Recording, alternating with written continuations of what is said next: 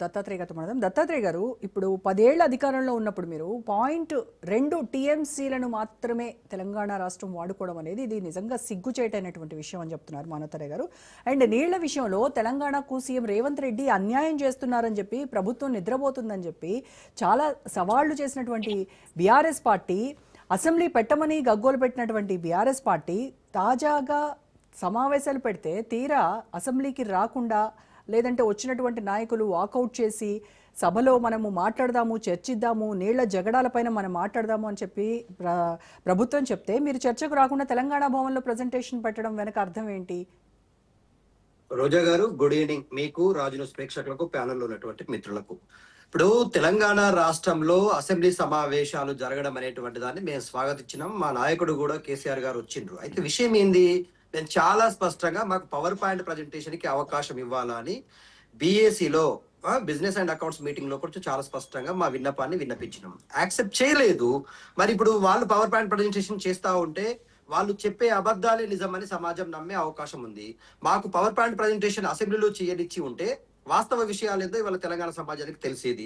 సరే, మాకున్న మీడియా అవసర ప్రచారాలను దృష్టిలో పెట్టుకొని మేము మా పార్టీ వేదిక అయినటువంటి మా తెలంగాణ భవన్ లో మేము పవర్ పాయింట్ ప్రజెంటేషన్ చేసి మేము నీళ్ల కోసం కొట్లాడింది, తెచ్చింది, సాధించింది, కట్టింది మొత్తం కూడా కుండబద్దలు కొట్టినట్టుగా చాలా స్పష్టంగా చెప్పినాం. ఒకటి, ఇప్పుడు ఎట్ ప్రజెంట్ చంద్రబాబు నాయుడు గారు చాలా పెద్ద ఎత్తున ప్రెస్ మీట్ పెట్టారు. ఆయన ఏమంటున్నాడంటే, ఇవాళ నేను ముఖ్యమంత్రి అయిన తర్వాత 2014లో ఖమ్మం జిల్లాలో ఉన్నటువంటి మిత్రుడు మానవతరాయ్ గారు కావచ్చు, మీరు కావచ్చు, రోజా గారు ఖమ్మం జిల్లా నుంచి ప్రాతినిధ్యం వహిస్తున్నారు. మీ సొంత జిల్లాలో ఉన్నటువంటి 7 మండలాలను కలిపితే తప్ప నేను ప్రమాణ స్వీకారం చేయ అని చెప్పేసి నాడు అక్కడ ఉన్నటువంటి కేంద్రంలో ఉన్నటువంటి ప్రధానమంత్రి నరేంద్ర మోడీ గారిని, మిగతా వాళ్ళని నేను బ్లాక్ మెయిల్ చేసిన. అందుకే నేను ప్రమాణ స్వీకారం చేసే లోపు మీరు అవి కలుపుతున్నట్టు నాకు ఆర్డినెన్స్ రావాలి ఇప్పుడు రాష్ట్రపతి నుంచి అన్న. వాళ్ళు నేను ప్రమాణ స్వీకారం చేసిన మరుక్షణమే నాకు అది ఆర్డినెన్స్ ఇచ్చిరు అన్నాడు. ఇవాళ మా భద్రాద్రి రాముడు గోదావరిలో మునిగిపోతుంటే చూసే నాదుడు లేడు. చంద్రబాబు నాయుడు గారి ఇప్పుడు ఏమన్నారు ప్రెస్ మీట్ లో, 700 టీఎంసీలు నేను నిలిపి పెట్టిన, సమ్మర్ లో కూడా మనం పుష్కలంగా మనం వ్యవసాయం చేసుకోవచ్చు, తెలంగాణ రాష్ట్రం కూడా ఈ నీళ్లను వాడుకోవచ్చు, ఫ్యూచర్ లో మనకు బనకచెర్ల నల్లమల సాగర్కి అవకాశం ఇస్తే అనే విషయం మాట్లాడుతూ ఉన్నారు. వీళ్ళ నాయకుడు ఏమంటా ఉన్నారు, రేవంత్ రెడ్డి గారు నిండు అసెంబ్లీలో నేనే రాయలసీమ ఎత్తిపోతల పథకాన్ని ఆపించిన, చంద్రబాబు నాయుడుకి ఫోన్ చేసి స్పష్టంగా మాట్లాడి ఆయన చెవులో చెప్పి రాయలసీమ ఎత్తిపోతల పథకాన్ని నిలిపివేసిన అన్నాడు. మెడకాయ మీద తలకాయ ఉన్నోడు ఎవడైనా, రోజు న్యూస్ పేపర్ చూస్తోడు, నీళ్ల మీద అవగాహన ఉన్నోడు, ఈ తెలంగాణ సమాజంలో ఉన్నోడు రాయలసీమ ఎత్తిపోతల పథకం ఎందుకు ఆగింది, ఎవరు ఆపిండ్రు, ఎవరు కేసు వేసిండ్రు, ఆ తర్వాత ఎవరు ఎన్ని లేఖలు రాసిండ్రు, ముఖ్యమంత్రిగా కేసీఆర్ గారు రోజా గారింటికి వెళ్ళినా, వైఎస్ జగన్మోహన్ రెడ్డి గారు మా ఇంటికి వచ్చి మా ప్రగతి భవన్ లో కూర్చొని తిన్నా తెలంగాణ నీట్లని అప్పనంగా అప్పచెప్పే పనులు మాత్రం కేసీఆర్ గారు కళలో కూడా చెయ్యరు. అది జరగలేదు.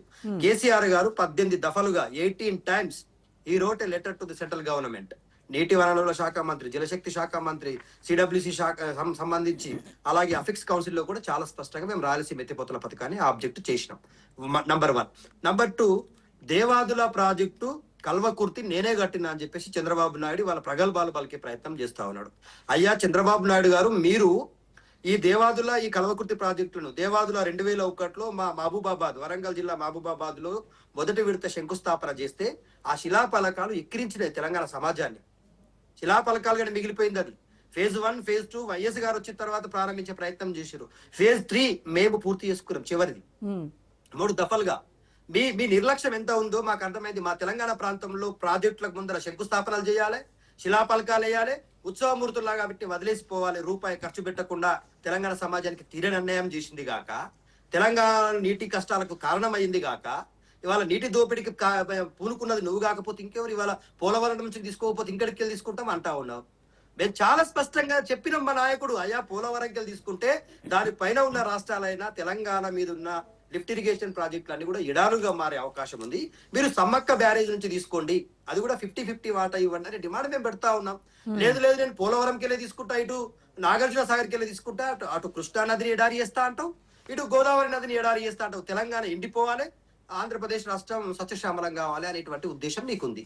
మరి మేమేం కావాలి, ఈ బేసిన ప్రాంత ప్రజలు మేమేం కావాలి, మేము కట్టుకున్న ప్రాజెక్టులను ఏం కావాలి? ఇంకా వీళ్ళ నాయకుడు నిండు అసెంబ్లీలో జూరాలకి వెళ్ళి ఎందుకు కట్టలేదు అంటున్నాడు.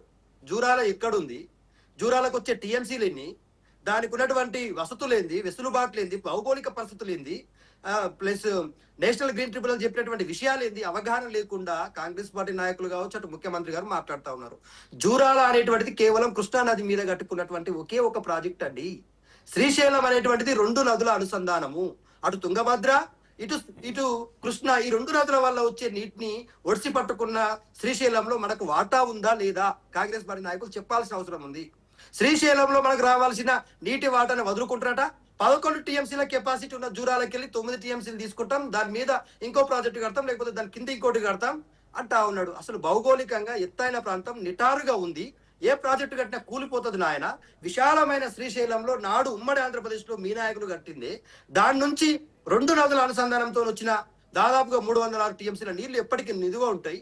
దాని నుంచి మనం వాటాన్ని మనం పొందడానికి మనం అక్కడ నుంచి నీళ్ళని తీసుకొని మనం కల్వకుర్తికి, డిండికి, పాలమూరు రంగారెడ్డికి మనం తరలించుకుంటే వద్దొద్దు మీరు గాడికెళ్ళి ఎట్లా తీసుకుంటారు, మీరు మీదికెళ్ళి జూరాలకెళ్ళి తీసుకోవాలిగా అని చెప్పేసి నీళ్ల మీద అవగాహన లేకుండా, నదుల మీద అవగాహన లేకుండా వీళ్ళు మాట్లాడితే మేము ఎట్లా చూస్తూ కూర్చోవాలి? రోజా గారు మీరు చెప్పండి. 299 టీఎంసీలు మేము ఒప్పుకున్నది కేవలం తాత్కాలిక ఒప్పందాలే. ఇవాళ కూడా కేంద్ర ప్రభుత్వం చంద్రబాబు నాయుడు దత్తాత్రేయ గారు అదే మీరే చెప్తున్నారు కదా అది తాత్కాలిక ఒప్పందం అని. సో ఆ తర్వాత కూడా మీరు అధికారంలో ఉన్నారు కదా, మళ్ళీ దాన్ని మీరు రివైజ్ చేయాలని ఎందుకు అప్రోచ్ అవ్వలేదు? రోజా గారు మేము 3 అఫెక్స్ కౌన్సిల్ మీటింగ్స్ లో క్లియర్ గా 1 అఫెక్స్ మీటింగ్ లో మా నాయుడు కేసీఆర్ గారు పాల్గొన్నారు, చంద్రబాబు నాయుడు కూడా ఉన్నారు. మొదటి ముఖ్యమంత్రి గారు 2014లో జరిగింది. 2016లో అఫెక్స్ కౌన్సిల్ మీటింగ్ అయితే మేము ఇది పాలమూరు రంగారెడ్డికి అప్పుడే డిపిఆర్ ప్రిపేర్ చేసి ఇచ్చినాం. 2015లో పంపిస్తే వాళ్ళు 16లో మనకు 7 అంశాల్లో మనకు అనుమతులు ఇచ్చారు.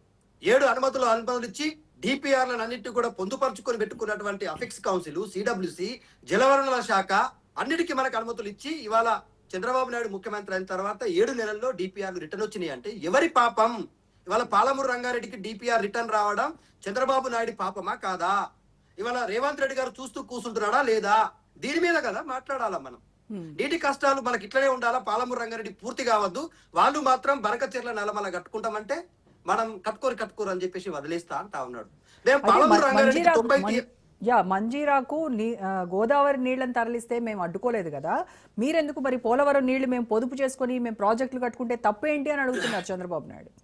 రోజా గారు, మంజీరా ప్రాజెక్టు చంద్రబాబు నాయుడు గారి మామగారు కట్టింది కాదది.